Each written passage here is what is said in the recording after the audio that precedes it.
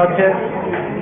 Clase de Zohar, porción Tazria Metzorah. Tenemos dos porciones que corresponden a esta semana.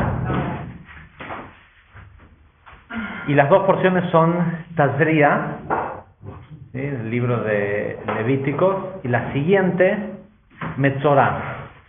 Tazria quiere decir semilla. ¿Sí? En realidad, en lo que empieza hablando, dice: Vaidaber Hashem el Moshe lemor, daber el Bnei Israel, leemor isha ki tazria beyaldat zahar. Literalmente dice: y Dios habló con Moshe diciéndole, háblale a los israelitas, al pueblo, el Bnei Israel, a los hijos de Israel, diciéndoles: cuando una mujer conciba y dé a luz un varón, y aparecen todas las leyes de purificación posparto, ¿sí?, la cantidad de días que la pareja no debe tener relaciones sexuales, cuántos días se considera que la mujer está entre comillas impura, y salen todas estas leyes de la pureza, ¿sí?, de la pureza y cómo una persona se purifica al no estar puro, ¿sí?, de la purificación de toda impureza. Y de hecho empieza toda una etapa en la Torá que durante varias parashot, llegando hasta la porción de Emor, ¿sí?, Haimot, Kedoshim, Emor, todas tienen que ver con esta idea de purificación, ¿sí?, de salir de un estado, entre comillas, impuro, por la razón que sea. En este caso empieza diciendo que es por el parto, después se habla de la impureza por menstruación, después por hablar mal de otra persona, por una serie de cosas, y durante muchas semanas vamos a estar hablando de este concepto de purificación. Los que estuvieron en Rosh Hodesh escucharon en el lecture de Rosh Hodesh que la esencia del mes, de este mes que acaba de empezar ayer, hoy fue Rosh Hodesh hasta hoy a las 6, 7 de la tarde, la esencia de este mes tiene que ver con la solidificación de la idea de ser libres. En el mes de Nisan recibimos como un regalo la energía de la libertad, ¿sí?, a través de Pesach y de la energía del mes de Nisan. Y en el mes de Iyar es donde se nos pone a prueba para ver si es cierto que somos libres. Y la libertad pasa únicamente por un tema de conciencia. Sabemos que la tribu que le corresponde al mes de las 12 tribus, cada tribu de los hijos de Jacob tenía un mes del año, eran la merkabá o la carroza para un mes del año. La tribu que le corresponde al mes de Iyar, al mes de Tauro, es la tribu de Isahar. Y nos cuenta la Torá que la tribu de Isahar era la única tribu, aparte de los levitas que ayudaban en la construcción de las pirámides, eran la única tribu que no eran esclavos en Egipto. ¿Por qué no eran esclavos en Egipto? Porque la tribu de Isahar es una tribu de sabios, eran estudiosos. De hecho, como estaba diagramado el sistema de la sociedad en la tierra de Israel o incluso en el desierto, la tribu de Isahar no trabajaba. El resto de las tribus mantenían a la tribu de Leví y a la tribu de Isahar. Leví para que hicieran el trabajo en el templo, los sacrificios y demás, y a la tribu de Isahar para que estudiara. ¿Por qué no eran esclavos en Egipto? No porque el faraón no quisiera, sino porque no podía esclavizarlos. Al faraón le era imposible esclavizar a la tribu de Isahar, porque uno no puede esclavizar las ideas de otra persona. Si la persona es libre en su mente, puede estar preso, ¿sí?, y puede tener que cargar un yugo, pero igual sigue siendo libre. Y tenemos una infinidad de personas en el mundo que caminan, entre comillas, libres por la calle, pero están presos. ¿Sí? ¿Por qué? Porque la libertad es un estado de conciencia y no un lugar en donde uno está. ¿Y qué hace a la libertad? Primero que nada, el anhelo de vivir. ¿Sí? Dijimos ayer en el lecture de Rosh Hodesh, muchas veces nos olvidamos cuál es el propósito de la vida. Y es, ¿sí?, como que muy amplio y muy discutible cuál es el propósito de la vida, pero hay un propósito en la vida que sí es común a todos los seres humanos, o debería de ser el propósito común a todos los seres humanos, y es vivir. ¿Sí? Todo proceso tiene un fin. ¿Cómo es que el fin de este proceso que llamamos vida se conoce como muerte? ¿Sí? Es totalmente contrario, es totalmente antinatural que al proceso de la vida el fin que tiene sea la muerte. ¿Sí? Uno va por un proceso tratando de alcanzar algo mejor, y el problema es que la mayoría de nosotros nos olvidamos de vivir. Literalmente, nos olvidamos que uno de los propósitos de la vida es estar vivo. Y si uno se olvida del propósito por el cual fue a hacer algo o está haciendo algo, seguramente no lo va a lograr, no lo va a hacer. La razón por la cual leemos de los patriarcas y de mucha gente en la Torá que vivían 200 años, 600 años, 900 años, era gente que no se olvidaba que para lo que estaban acá era para vivir. ¿Sí? Con lo cual, como lo tenían en mente, lo hacían. A la mayoría de la gente un día los sorprende la muerte, porque cuando ya no hay más sentido vivir. ¿Se entiende? La muerte llega como un proceso natural, y sí es natural porque ante una persona que ya no tiene propósito de vida, y esto es verdad, lamentablemente, incluso para aquellas personas que uno dice, no, bueno, pero no se murió de viejo, se murió en un accidente, es lo mismo. ¿Sí? La muerte es hasta casi una elección humana, por decirlo de alguna forma. Sí, de hecho, mucha gente tuve un socio que un día se levantó a la mañana, fue al aeropuerto a subir a un avión, y cuando iba camino al aeropuerto dijo, no. Dio la vuelta y se fue, hizo otra cosa, y se fue un día más tarde. Estamos hablando era en el año 68, 70, una cosa así, no habían los medios de comunicación de hoy. Cuando llegó a su casa, la familia estaba sentada shiva, estaban sentados de duelo, pensando que él estaba muerto, porque el avión que él había tomado, que no había tomado, había tenido un accidente y nadie sobrevivió. ¿Sí? Y la verdad es, sobre todo que no estaban de fiesta. Qué susto se pegaron cuando lo vieron.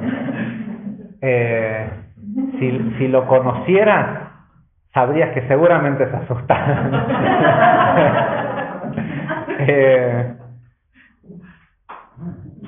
Pero en fin, el Zohar nos dice que no existe juicio que se manifieste en el mundo, incluso el juicio de muerte de una persona, sin un aviso previo y sin una oportunidad de ser revertido.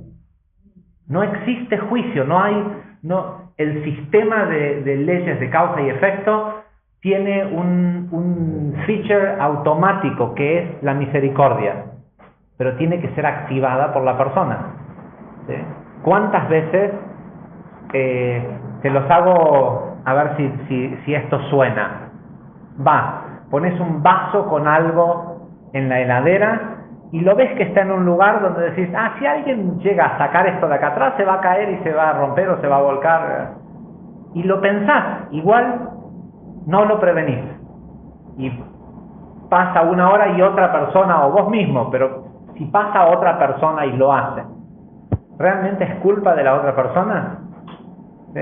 Hay una culpa compartida, porque a vos el universo te dio la señal de que eso era un juicio eminente, dejarlo de esa forma. De hecho, de acuerdo a la Kabbalah, no existen los accidentes, ¿sí? Para las compañías de seguro habrán accidentes, o tratan de que no, pero el 99,9% siempre es negligencia humana. Y a la negligencia humana siempre la precede un aviso. Siempre. Entonces, si la persona está consciente de que una de las cosas que tiene que hacer es vivir, seguramente va a estar mucho más alerta de las cosas que lo llevan o que llevan a situaciones de su vida a estados de muerte. ¿Sí? Estados de muerte son una bancarrota, una enfermedad, todo aquello que tenía una cierta luz y se acaba. ¿Sí? Una relación de pareja que se pone mustia. ¿Sí? Siempre hay, hasta el último segundo, la posibilidad de cambiarlo. ¿Sí? Yosef Atzadik, ¿sí? La persona que se convirtió en la Merkabá, en el canal de sustento para todo el mundo hasta el día de hoy, su prueba fue un segundo antes de tener relaciones sexuales con la esposa de Potifar, decir que no. ¿Sí? Entonces, no es lo que te dice la gente, pero lo que pasa es que no pude y no me pude resistir. Hasta el último instante es tu decisión engañar a tu esposo o a tu esposa, robarle a tu socio, siempre. ¿Sí? Nos gusta o nos queda cómoda la excusa de no lo pude hacer o no quisiste. Porque si hubieras querido, si hubiera habido deseo, se hubiera generado el movimiento. Porque hasta llegar a ese momento en que Yosef estaba con la esposa de Potifar desnudos en la cama, ¿sí? Hubo un deseo que los llevó a eso. Pero en el momento que la persona chequea el deseo y decide ser libre, ¿sí? No ponerse en una situación de esclavitud, en un instante lo cambia. Si realmente tiene deseo de ser libre. Entonces, ¿a qué voy con todo esto? ¿Qué tiene que ver con nuestra porción? Todo este periodo que estamos entrando y que tenemos la suerte que el signo del zodíaco nos ayuda, el mes que acabamos de comenzar tiene que ver con los pensamientos de autoexaminación. ¿Sí? Son pensamientos que, a diferencia de los pensamientos que vienen del hígado, ¿sí? Son pensamientos que que vienen de los riñones. ¿Sí? Por los riñones filtran gesed, filtran agua. La porción empieza diciendo: Aisha quitas Isha quitas ria beyaldá zahar. Cuando la mujer conciba, o sea, queda embarazada, tendrá un hijo varón. Primero que inmediatamente el Zohar pregunta: ¿se olvidaron del embarazo? O sea, la persona concibe, tiene 9 meses de embarazo y después tiene, ¿quién sabe que tiene? ¿Un varón, una mujer? ¿Por qué tiene que decir concibe? Cuando conciba tendrá un hijo varón. O está mal escrito, o solo se refiere al tema o solo importa las leyes de purificación cuando hay un hijo varón, que sabemos que no es así. La ley después dice que son tantos días para un varón, tantos días para una mujer. ¿Qué quiere decir esto? Cuando la mujer conciba, ¿sí? Beyaldá zahar, y tendrá un hijo varón. Y inmediatamente después de esto tenemos semanas de lecturas de la Torá sobre distintas leyes de purificación. Si existe el proceso de purificación, es porque deben haber cosas impuras. ¿Sí? Ya lo vimos en la porción de la semana pasada, el tema de los animales impuros. Y puntualmente, de lo que hablan estas dos porciones, es de la impureza que se conocía antiguamente como la lepra. ¿Sí? Metzorá, la siguiente porción, la siguiente parashá, que también leemos este Shabbat, se llama Metzorá, lepra. Y el 80% de Tashria también habla sobre la purificación para cuando una persona tiene lepra. El Zohar nos cuenta que en la idea de la creación, ¿sí?, en el pensamiento de la creación, todo era puro, todo era absolutamente puro. No había de la conciencia del Creador, no había posibilidad de que emergiera algo impuro, porque no era parte de su esencia. En el momento, porque el primer paso del pensamiento de la creación fue crear ¿qué? La vasija, ¿sí?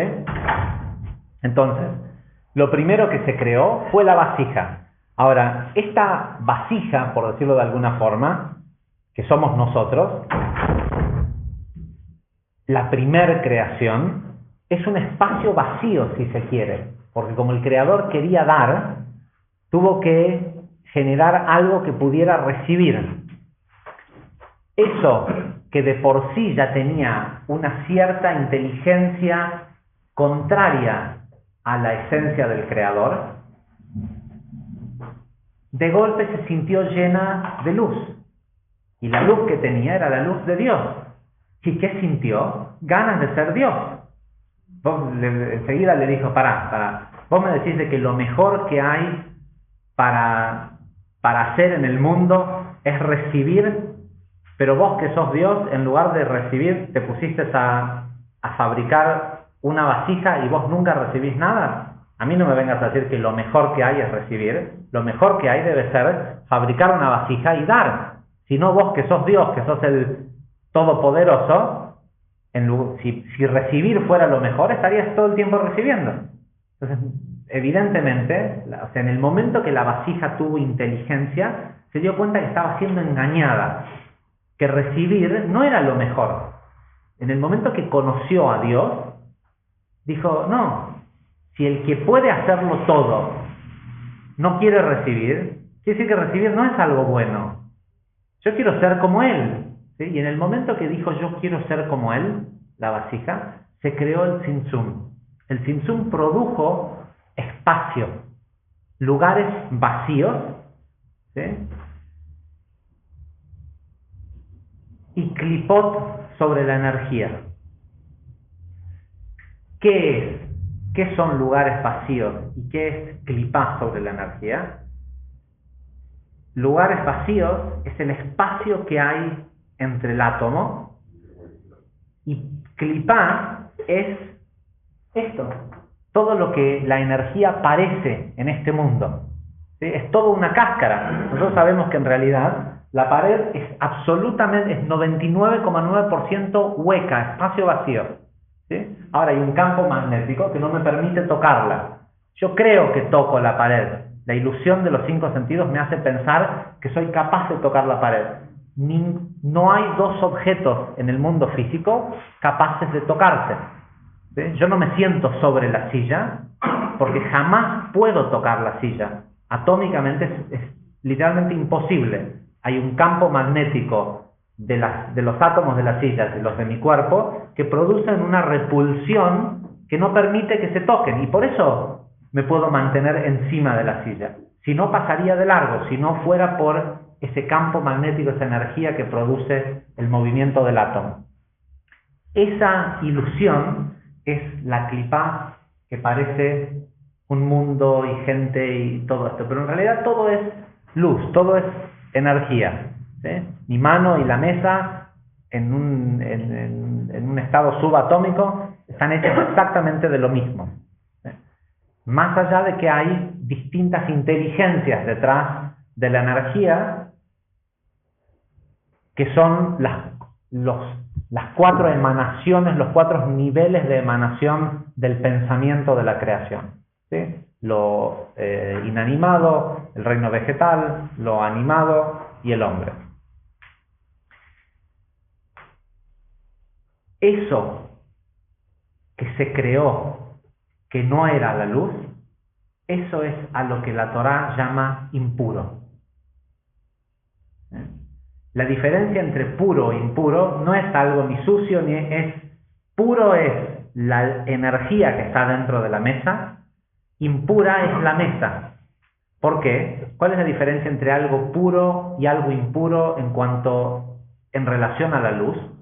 Si vos tenés un cristal que es absolutamente puro, agarrás un láser de los que se utilizan para cortar metales, y por un vidrio que es absolutamente puro, pasa, es luz, pasa. ¿Sí? Si el vidrio tiene impurezas, algún tipo de alguna impureza, cuarzo, arena, algún silicio, algún silicato que no está purificado, lo empieza a quemar, lo empieza a cortar. ¿Sí? ¿Por qué? Porque la diferencia entre puro e impuro es la capacidad de transmitir la luz. ¿Sí? Es nada más eso. Durante X cantidad de años hablábamos por teléfono y hacía falta que una persona agarre un cable y ponga un conector y te pregunte con quién querés hablar y que conecte, ¿sí? Un switchboard. En el momento que se descubrió la fibra óptica, por un cable del mismo tamaño del que tenía para una sola comunicación, pasan millones de llamadas de teléfono, viajan. ¿Por qué? Porque hay mayor conducción de luz. ¿Por qué hay mayor conducción de luz? Porque no hay resistencia.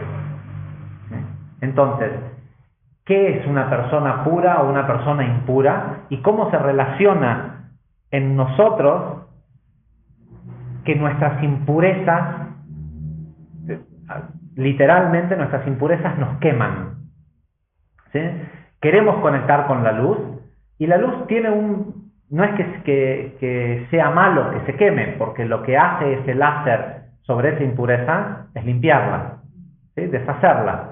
La luz es lo mismo, acercarse a la luz para mucha gente se convierte en algo sumamente incómodo. Siempre doy este ejemplo del rayo de luz que entra por una ventana en un cuarto oscuro. ¿Sí? De golpe se ve un montón de tierra en el rayo de luz. ¿Qué quiere decir? ¿Que solo hay tierra ahí? ¿No? El aire que yo estoy respirando tiene exactamente la misma cantidad de tierra, pero no lo veo. La luz te muestra lo impuro. ¿Sí? Y por eso es que hay mucha gente que empieza a estudiar Kabbalah y deja. No lo puede soportar. Porque exponerse a este tipo de conocimiento te empieza a mostrar tus impurezas. ¿Sí? Le aseguro que más de 100 alumnos que vienen y te dicen: yo antes de venir a tomar estas clases era una muy buena persona.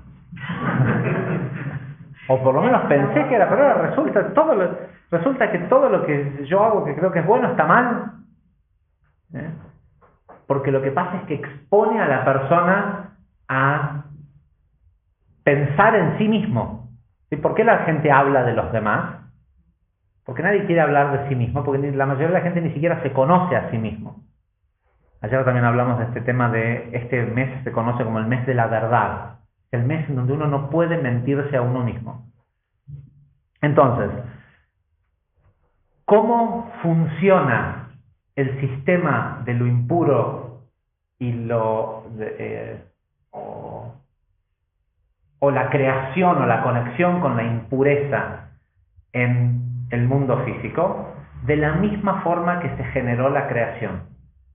¿Sí? Dijimos recién, existió el pensamiento de la creación, y en el pensamiento de la creación todo era puro. ¿Sí? Pero en el momento que la vasija recibió luz y se creó este conflicto, y la vasija pensó con deseo para sí mismo, porque en realidad querer ser como Dios también era no dejó de ser una expresión también de la conciencia de la vasija, que es querer, ¿sí? Si Dios hubiera encontrado a otro Dios, ¿sí?, jamás se le hubiera ocurrido querer ser como ese otro Dios, porque no tiene deseo de recibir nada.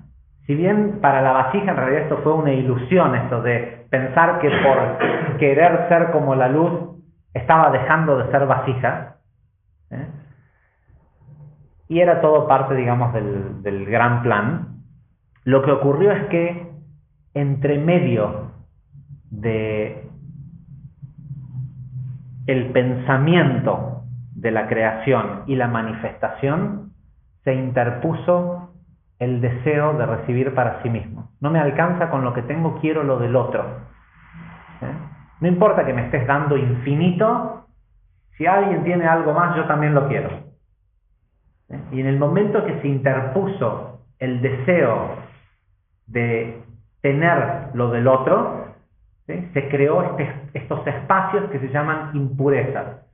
¿Cómo se crean las impurezas en nuestras vidas? Hay que entender que impurezas terminan manifestándose en lugares en donde cuando la luz quiere entrar, produce estrés, preocupaciones, lo que sea, como sea que se manifieste la luz pegando contra esa impureza, tratando de limpiarla. Sabemos que desde el momento que la vasija quiso ser como la luz, se generaron dos sistemas paralelos en el mundo. El sistema puro y el sistema impuro, ¿sí? La generación en sí del oponente y del Satán y todo esto fue generado por la vasija, por una necesidad que la vasija planteó. Y como la vasija planteó una necesidad, ante cualquier carencia de la vasija, el creador no tenía ninguna otra alternativa más que darle exactamente lo que pide. Y eso le pasa a la vasija todo el tiempo, ¿sí? Y vamos a ver en unos minutos el poder de la palabra y lo que nos hacemos a nosotros mismos con las cosas que pedimos, ¿sí? Porque todavía no entendemos que la luz nos da siempre todo lo que pedimos, porque no tiene otra alternativa, porque esa es su única misión. Entonces, en el sistema puro o impuro, lo que divide los dos sistemas es muy simple. Uno es el mundo de Etz HaHaim, el mundo del árbol de la vida, y otro es el mundo de Etz HaDaat, Tov veRa, del bien y el mal. El de Etz HaHaim es solo Tov. El otro no es el árbol del mal, es el árbol del bien y el mal, ¿sí? Porque es peor que si fuera el árbol del mal. Porque si fuera el árbol del mal, sería muy fácil de reconocer, ¿sí? No hay árbol de la vida y árbol de la muerte. Hay árbol de la vida, ¿sí?, de un nivel que se conoce como Tov, pero Tov sabemos que no es que quiere decir bueno. Tov es ese río que surge del Edén, de donde se alimenta todo lo que está vivo, y por eso ese árbol se llama Etz HaHaim, el árbol de la vida. Y el otro árbol, Tov veRa, Tov es ese aspecto mezclado con Ra, que en hebreo pareciera que está queriendo decir malo, pero quiere decir razón atzmi, deseo para mí mismo, ¿sí? Eso es lo que genera el gran problema. Sabemos que el deseo de recibir es energía femenina, ¿sí? Porque la mujer y todo lo femenino, de hecho, respecto a esta situación que tenemos acá, el vaso es mujer y la Coca-Cola es hombre. No en una cuestión de género sexual, sino en las dos columnas de energía. Uno es vasija y el otro es contenido. Ninguna de las dos, el vaso solo no me da de tomar y la Coca-Cola sola tirada en la mesa se me complica. O sea, las dos son necesarios, pero en un equilibrio. La energía de dar es masculino. La energía de recibir es femenina. Cuando la persona, y siempre que hablamos acá, cuando la Torah dice Aisha Kitazria, una mujer también se refiere a toda la vasija, a todos los seres humanos, porque los seres humanos como totalidad, si bien en los idiomas convencionales se pluraliza al ser humano como el hombre, ¿sí? El Zohar claramente dice que la raza humana, los seres humanos, son energía femenina. El total de la humanidad tiene energía femenina. ¿Por qué? Porque son receptores, ¿sí? Masculino es la luz. El sol es masculino, la tierra es femenina. Cuando, y también aprendemos en las clases de reencarnación, que lo que determina el tipo de alma que van a tener los hijos de la gente, se determina en el instante, en el pensamiento que los padres tienen en el instante de la concepción, ¿sí? En el momento de la concepción, según el tipo de pensamientos que los padres tienen, ese pensamiento es el que fortifica a uno de todos esos miles de millones de espermas para que ese sea el que llegue al óvulo y esa vasija elija un canal de memoria. Elija un alma. De hecho, el Zohar dice que la razón por la cual hay tantos millones de espermas, estamos hablando de un libro que fue escrito hace 2000 años, ¿sí? Dice que es por cada pensamiento que tiene un hombre. Cada pensamiento que el hombre tiene en su día, cada pensamiento genera un esperma. Y están todos disponibles, y por supuesto cuanto más egoísta, mala persona, o lo que sea que pueda hacer una persona en sus pensamientos, es el pool de elección que hay, ¿sí? Pero, sin embargo, dice el Ari, si la persona tuvo un buen pensamiento en su día, en su semana, desde el tiempo que fue la última vez que tuvo relaciones, un solo pensamiento, y en el momento de la concepción, la persona se deshace de su deseo de recibir para sí mismo y piensa en su pareja o piensa un pensamiento espiritual, en ese instante puede darle fuerza a ese esperma que va a generar una vasija que va a traer un tipo de alma específico que se conecta con ese tipo de pensamiento, ¿sí? Entonces, cuando muchas parejas dicen, pero ¿cómo puede ser cuando uno da la clase de reencarnación, después siempre vienen parejas y te dicen, ahora entiendo. Sí, porque uno dice, ¿cómo puede ser si los criamos iguales? Y este es así, y este es así. Sí, pero cuando aquellos que se acuerdan cuándo fue que concibieron a cada uno de sus hijos, por ahí tienen algunos, ¿cómo se dice? Clues. Algunas pistas de saber por qué un hijo le salió de una forma y otro de otra según... ¿sí? Es el pensamiento y la situación. Por ejemplo, si una mujer concibe un hijo en una relación donde hay sexo violento, no necesariamente porque la mujer o el hombre estén siendo violentados, sino porque decidieron que eso era lo que querían hacer esa noche, ¿sí? Y fuera de común acuerdo y lo que sea, es esa decisión de tener esa conciencia en ese momento, probablemente baje un alma de una persona violenta.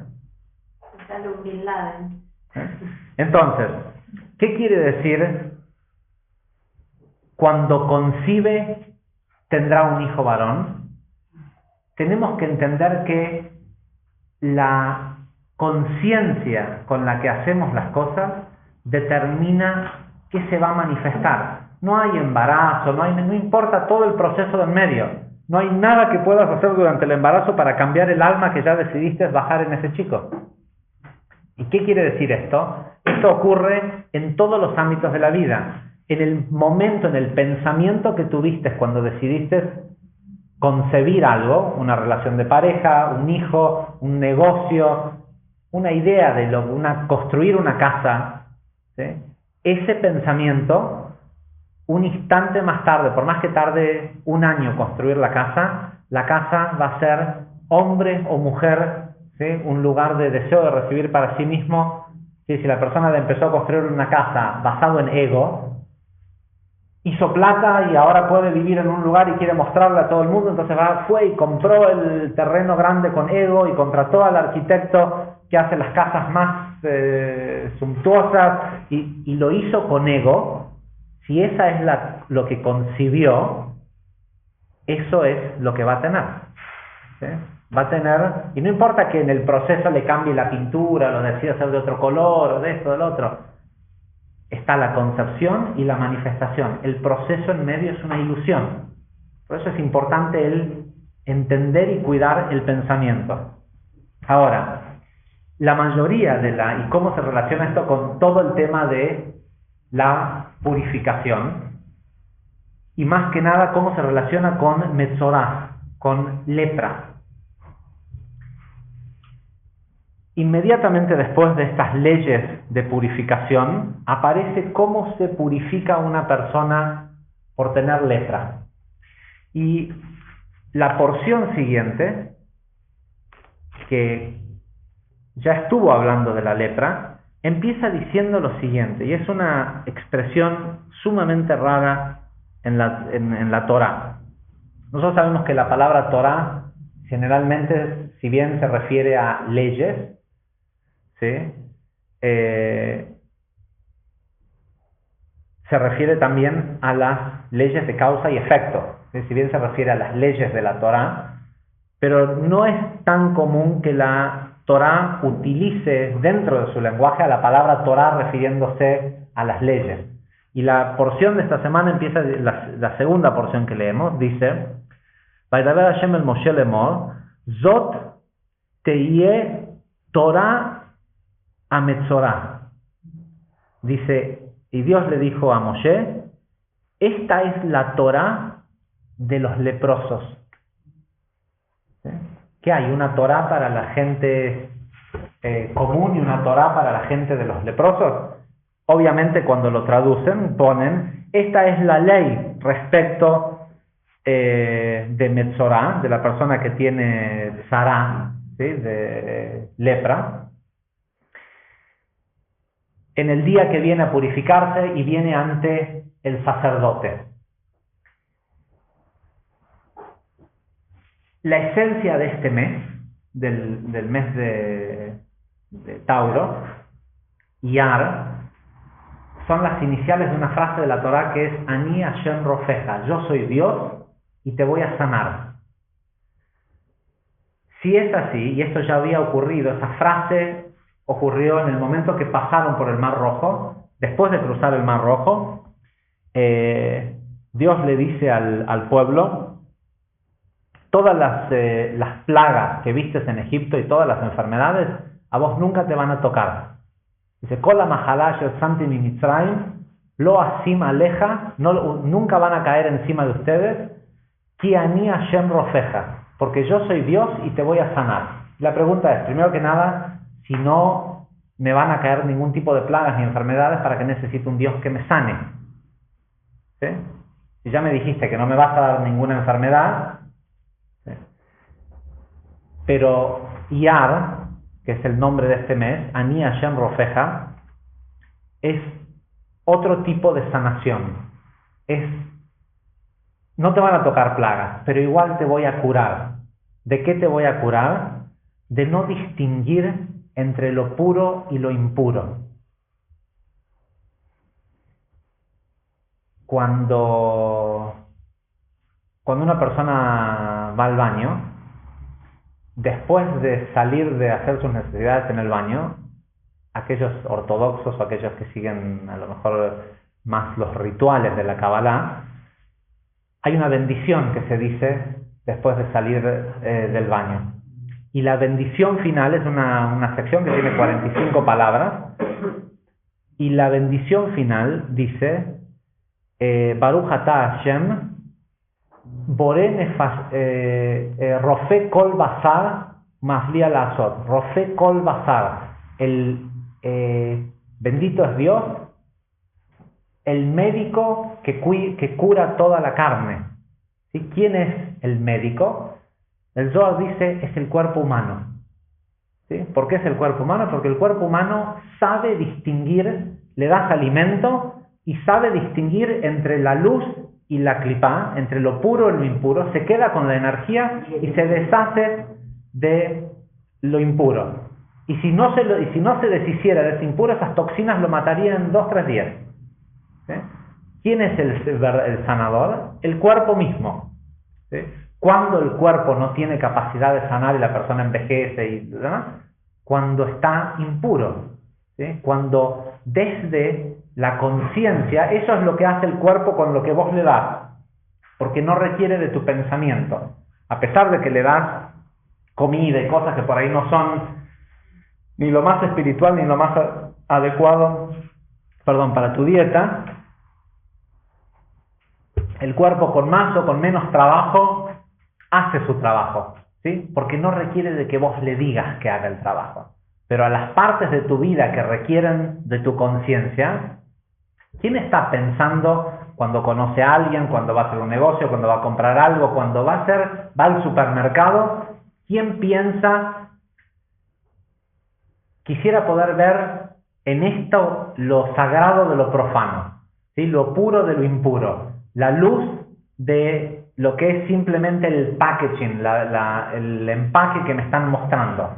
¿Sí? Poder elegir un producto no por el precio ni por la caja, sino por la energía que tiene. ¿No sería lo ideal?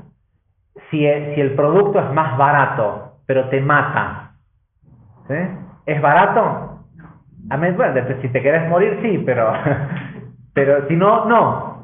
¿Sí? Entonces, ¿qué es más importante? Poder distinguir entre las dos cajas en el supermercado, cuál tiene más energía, cuál tiene más luz, o cuál es más barato, cuál tiene un envase más lindo. ¿Sí? ¿Y por qué no podemos hacer eso? Porque ni siquiera queremos hacer eso. No se nos ocurre, no nos parece que es algo importante. ¿Cómo? Es una buena idea. Sí. La comida energética, valor uso, menor uso. Hay toda una corriente en el mundo de restaurantes y lugares en donde se busca eso precisamente.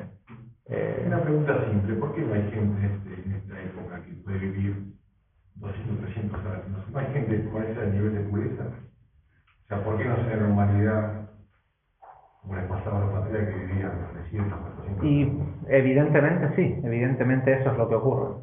Que no hay... también hay otro tema que no hay más tiempo. Y es necesario llegar al fin de la corrección. Con lo cual, una gran parte del tikkun que una persona realiza en su vida es el sufrimiento del nacimiento. Para el tikkun de un alma, nacer y ser un bebé es algo terrible. ¿Sí? Un tipo que estaba encarnado hace un año atrás en un cuerpo que a lo mejor era el CEO de una gran empresa y tenía empleados y gente y mandaba y todo esto, un año más tarde está en un cuerpo idiota que no sabe ni caminar, ni comer solo, ni cambiarse, ni ir al baño, y tiene la conciencia de saber que antes fue, porque a medida que el niño crece va perdiendo la memoria de su vida pasada, pero cuando recién nace se acuerda de su vida pasada. ¿Sí? Hasta los 3 años generalmente, cuando se cierra mollera, se cierra su conexión con el pelo. En fin, vamos al Zohar, porque ¿cuál es vamos a ir ahora al punto más crítico de dónde conectamos con impureza. Y es normal esto en la Torá, que cuando se habla de un tema específico, siempre empieza por lo más crítico. Y lo más crítico es la lepra. ¿Por qué?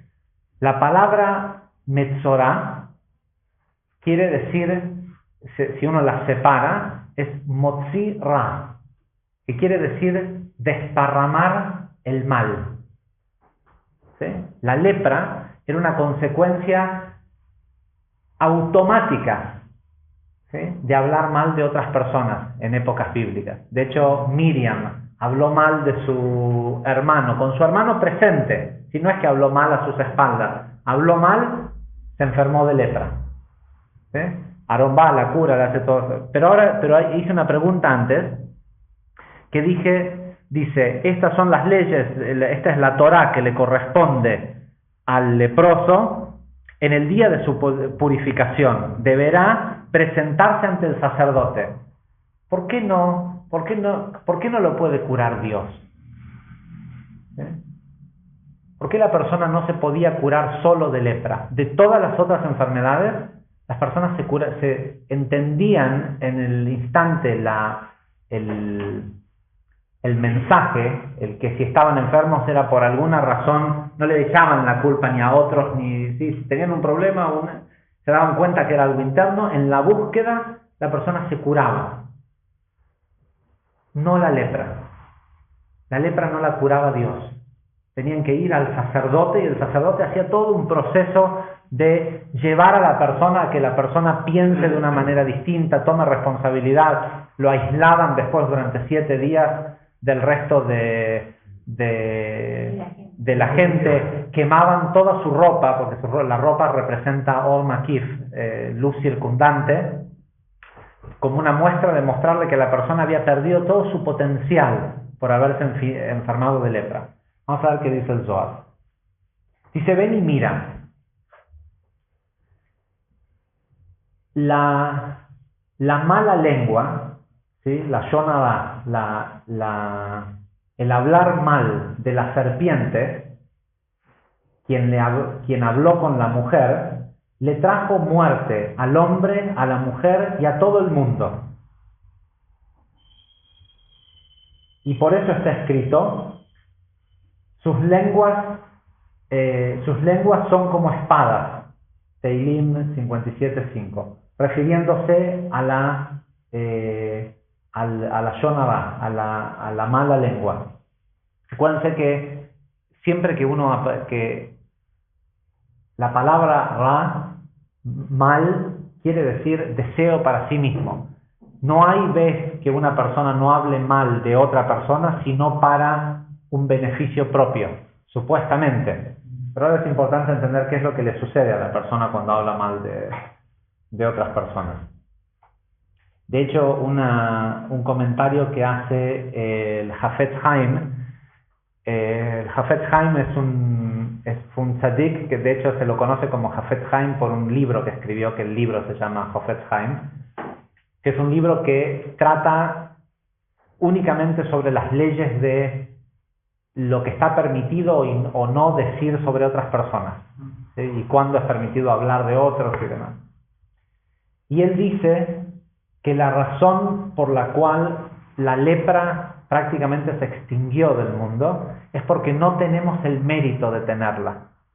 Que cuando la gente tenía mérito, hablaban mal, hacían algo negativo, inmediatamente su cuerpo no soportaba la energía que había entrado a su cuerpo, la rechazaba y eso se manifestaba en la piel.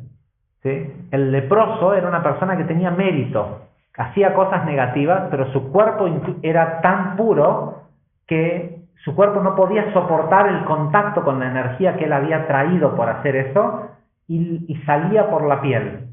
El Hafetz Haim dice que la razón por la cual nosotros no tenemos lepra es porque nuestro cuerpo está tan acostumbrado a la negatividad, está tan acostumbrado a que cuando esa energía llega se siente como en casa y nuestra esencia no la expulsa hacia afuera, ¿sí? Y se termina manifestando en otros tipos de plagas, en otras lepras, otras plagas internas, el cáncer, la bancarrota, otros tipos de plagas que no se ven desde afuera, ¿sí? Porque la lepra tenía otro ingrediente, que era que inmediatamente llevaba a la persona a la humildad. ¿sí? Porque se notaba que la persona había hecho algo negativo. Hoy, en realidad, es como que estamos todos vestidos de lepra, entonces no nos vemos distintos unos a los otros, ¿sí? Pero la energía que tenemos que nos cubre, si alguna vez hablamos mal de otra persona, seguramente tenemos de esta energía encima. Una pregunta y Sí. algo que no entendí. ¿Por qué lo llevaba a la humildad?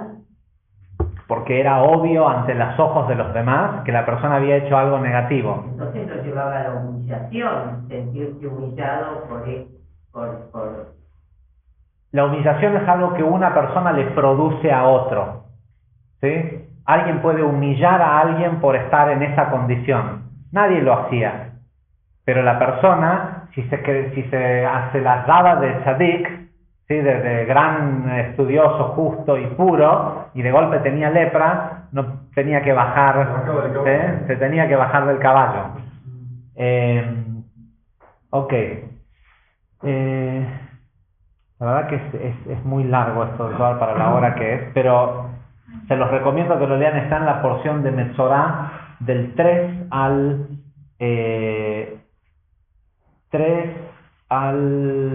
5 y del 14 a el 17. Vamos a leer un poquito nada más.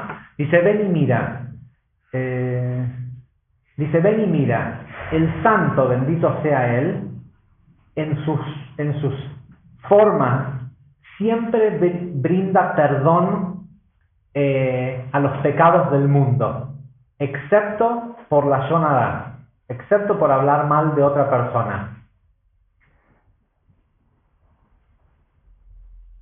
Puesto que de aquel que habla mal de otro, por él está escrito, esta es la Torá de los leprosos. ¿Sí? A él le aplican otras leyes. ¿Sí? Y por consiguiente no puede ir a que Dios lo cure, porque a él no le aplican las leyes de Rofé Kol Basar, de Ani Hashem Rofeja. ¿Sí? A él le aplican las leyes de la Torá del leproso. Y las leyes de la Torá del leproso es que tenía que ir a que un Cohen, a que un sacerdote lo purifique. ¿Por qué? Porque no había tiempo, ¿sí? Para que la persona pueda curarse, la enfermedad se tiene que manifestar a un tiempo de haber cometido el acto que hizo, para que la persona pueda en su reflexión buscar por qué me está pasando esto, ¿sí? No de quién es la culpa, por qué me pasa esto. Y hoy tenemos que entender que la lepra también es otras cosas negativas. Y el proceso del tiempo era un proceso de misericordia, un tiempo en el cual la persona, si había hecho algo negativo, podía corregir antes de que le llegue la consecuencia de la enfermedad. La Shonara no es posible porque no hay tiempo entre la causa y el efecto. Dice el Zohar que cuando una persona habla mal de otra persona, el lado impuro, el de Sitra Achra, el otro lado, dice que viaja, dice que hace pasos de océanos, para estar ahí, hacía los saltos por el mundo para estar ahí, para tomar las palabras de la boca de la persona. Y en el momento que la persona las está mencionando, en ese momento la persona se está enfermando. ¿Sí? Y cómo lamentablemente hoy no es una enfermedad que sale así de fácil, sino que es otro tipo de manifestación. No sé si saben que se descubrió últimamente que la enzima que produce las primeras células canceríficas es una enzima que, ¿cómo se llama? Leparina. Lepra. ¿Sí? Entonces, ¿por qué? ¿Qué es lo que sucede? cuando una persona hace otro acto negativo, toma un tiempo hasta que esa negatividad se manifiesta. Hablar mal de otra persona es tomar, ¿sí?, la energía de Jochma e inmediatamente convertirla en Malhut. Hay manifestación inmediata. Entonces, de la misma forma funciona la consecuencia.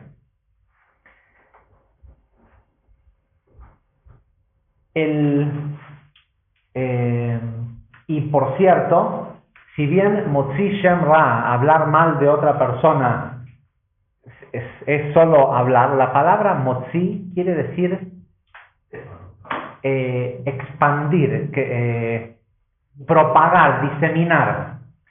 El hablar mal de otra persona es algo que es prácticamente imposible de parar, porque sobre todo en la sociedad en la que vivimos hoy, se convierte en algo que se expande como una plaga.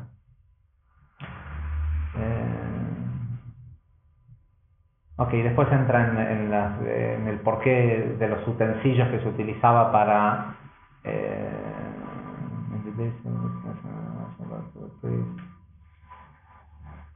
ok, bien. Ahora, ¿cómo? Y hay otro tema que es aún más lamentable, es que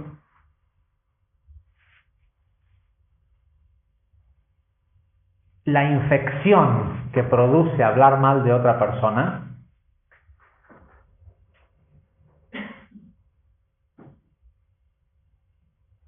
trae inmediatamente nuevos. Es un concepto que explica el Talmud, que dice que la averá se paga con averá. No es que cuando una persona hace una cosa negativa, no es que hay una consecuencia terrible que viene y le sucede, no. Lo que recibe como retroalimentación es hacer más cosas negativas. ¿Sí? Entonces, pero la persona quisiera poder decidir, bueno, yo cuando me junto con mis amigas hablo mal de la gente y hago estas cosas negativas, pero cuando voy, no sé, si soy médico a operar a alguien o si soy,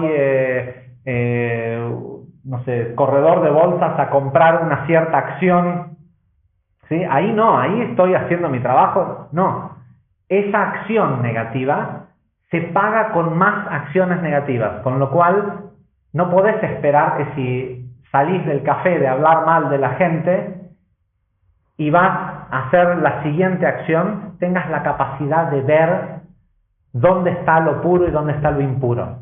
Porque vos de acto y decisión propia le acabás de mostrar al cosmos que vos preferís el lado impuro. ¿Sí? La mayoría de la gente lamentablemente no sabe siquiera que esto es así y habla mal de los demás para no hablar de sí mismo. ¿Sí? O habla de los demás para no tener que contar sus miserias. ¿Sí?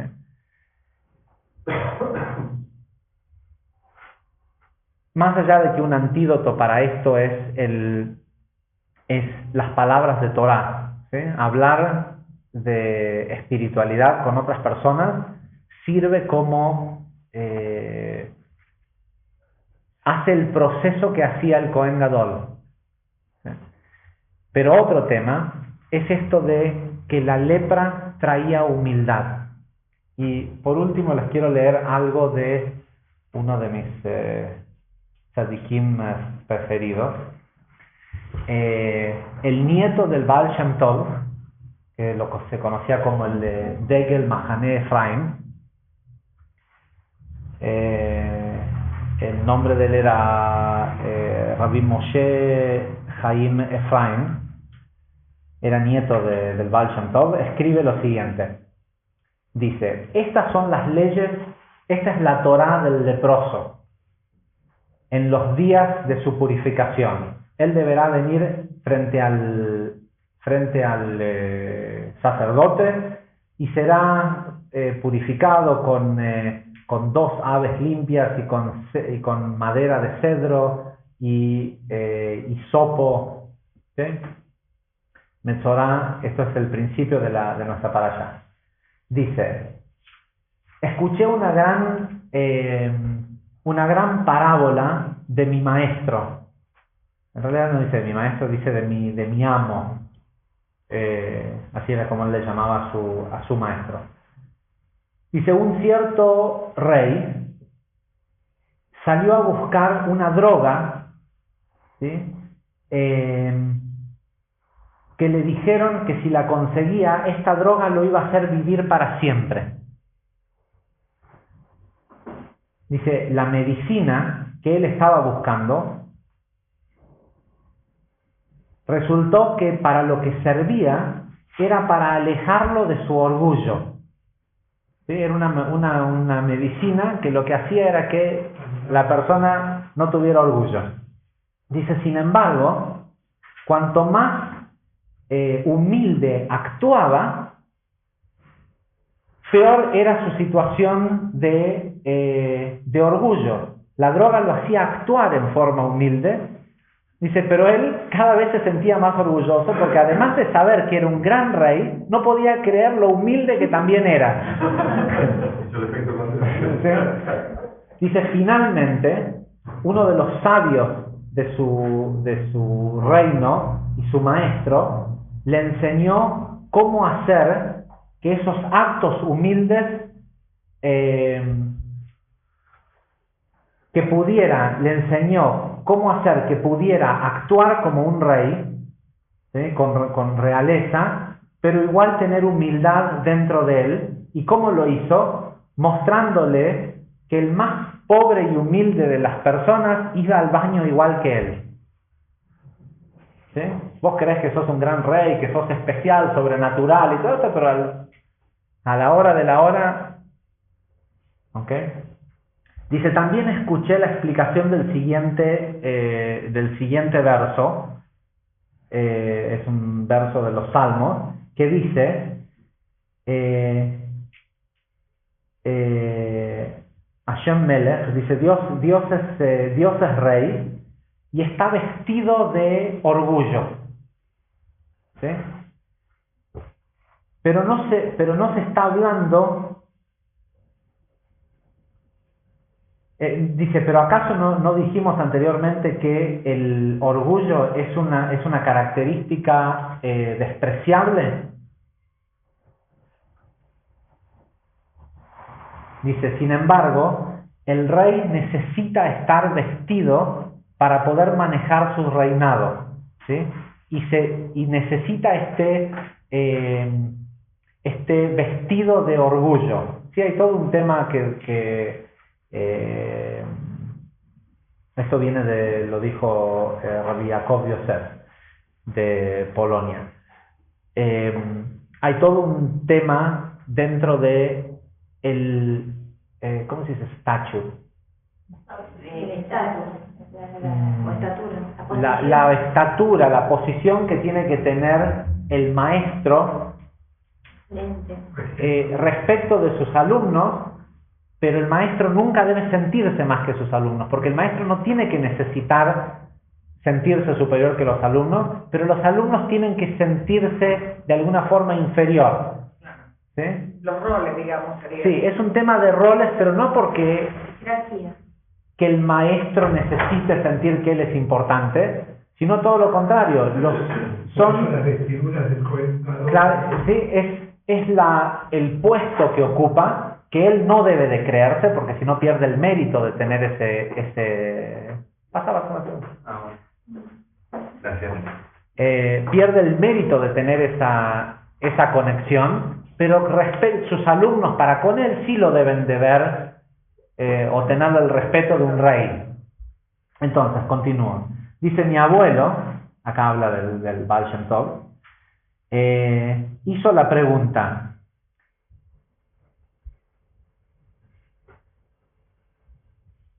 el verso dice, Dios es rey y está vestido con orgullo. Al mismo tiempo, está escrito en muchos lugares,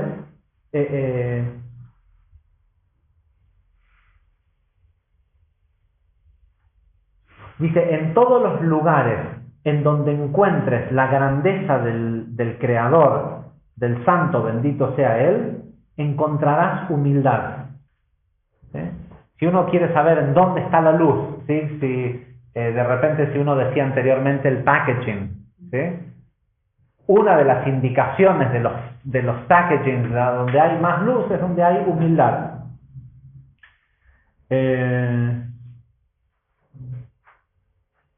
Entonces dice, ¿a qué alude? ¿A dónde está la humildad de la que alude este verso en los Salmos? Y la respuesta es que solo su vestimenta, ¿sí? Tiene orgullo. Literalmente la vestimenta, su esencia interna es pura humildad. Esto lo dice Degel Mahane Ephraim. Dice, esto no es simplemente una metáfora, puesto que cuanto más humilde es una persona ante la creación, más se apega al Creador, ¿sí? Más se apega a las chispas divinas de la creación y de su esencia,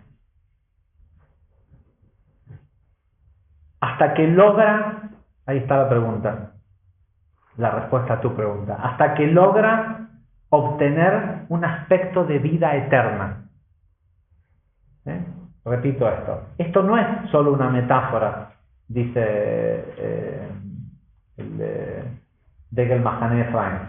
Dice, esto no es solo una metáfora. Dice, cuanto más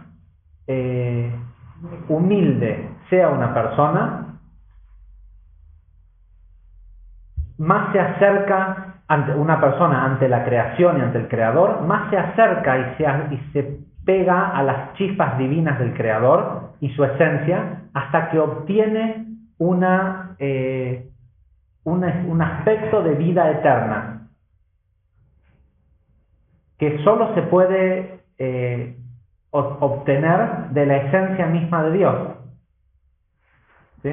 Dice, y esto lo aprendemos en Likutei Moharan 21 de la expansión de la idea, ¿verdad? Okay. Y esto los dejo con una última idea. Nosotros entendemos en Kabbalah que la esencia del estudiar, ¿sí? Más allá de que si una clase puede ser entretenida o no, buena o no, si el tema es divertido o lo que sea, ojalá que la razón por la que estamos acá es porque queremos que nuestra vida mañana sea mejor. Y no es que tenemos que estar acá para aprender por un tema también lo explicamos ayer en Rosh Hodesh, o temerle a la consecuencia de hacer cosas equivocadas y eso te puede generar efectos negativos, o estar queriendo aprender para saber el método para conseguir los buenos resultados. ¿Sí? Porque en realidad son dos tipos de temores que tienen que ver, uno con temerle a la consecuencia y otro temerle al perderse de algo mejor. Perdón. A lo que uno le debe temer es a desconectarse de la luz, a perder afinidad con la luz. Y la Yonah, que es el hablar mal de otras personas, que es, lo leímos recién, la razón número 1 por la cual la persona se separa de la luz. Otro tipo que va y mata a alguien, la luz, entre él y la luz pueden remediar esa situación. ¿Sí? Puede haber chubá, puede haber corrección. Cuando la persona habló mal de otra persona, necesita intermediarios y el Cohen y de separación y hay una serie de consecuencias que te muestran que no es ya no es entre la persona y Dios. ¿Por qué? Porque la persona se alejó tanto que ya no tiene afinidad, o sea, ya no tiene afinidad. Y hay un concepto que tal vez en alguna otra clase dediquemos más tiempo de la clase a ese concepto, pero creo que es una de llaves tal vez que nos puede sacar de esta costumbre de hablar mal de los demás? Porque siempre está la pregunta, ¿qué pasa si hay alguien que está haciendo una cosa negativa? Vos conocés a alguien que es un estafador y cada persona que se acerca lo estafan, ¿sí? Porque a vos te estafó, porque hiciste un negocio. No quiere decir de que esa persona estafe a todo el mundo que conozca, pero hay una gran... Y la mayoría de lo que está escrito en este libro, Hafetz Haim, tiene que ver con este tipo de situaciones. ¿Qué haces cuando, por un lado, tenés no prohibido porque alguien dice no lo hagas? ¿Sí? De hecho, no hay ningún lugar en la Torá que diga, está bien, se habla de esto de no levantar falso testimonio, ¿sí? Pero eso es una cosa distinta que se llama Motzi Shem Ra. Eso no es la Lashon Hara. La Lashon Hara es decir algo que es cierto de una persona, pero es remarcar un aspecto negativo de la persona. Con lo cual, lo que estás haciendo, si te acordás que somos todos la vasija del mundo infinito, estás diciendo prácticamente lo mismo de vos mismo, ¿sí? Porque estás hablando de la vasija. Ahora, hay algunas partes de la vasija que están mucho menos desarrolladas y que tienen una costumbre de moverse en el medio en el que estamos nosotros, en lugar de ganándose lo que tienen, robando, estafando, haciendo cosas, o sea, buscando la palabra sigilosa de la serpiente, ¿sí? Modificando, arreglando las cosas siempre como sea para que le sirva a su deseo de recibir para sí mismo. Y vos sabés que es así. ¿Cómo haces si no querés que a tu amigo también lo estafen?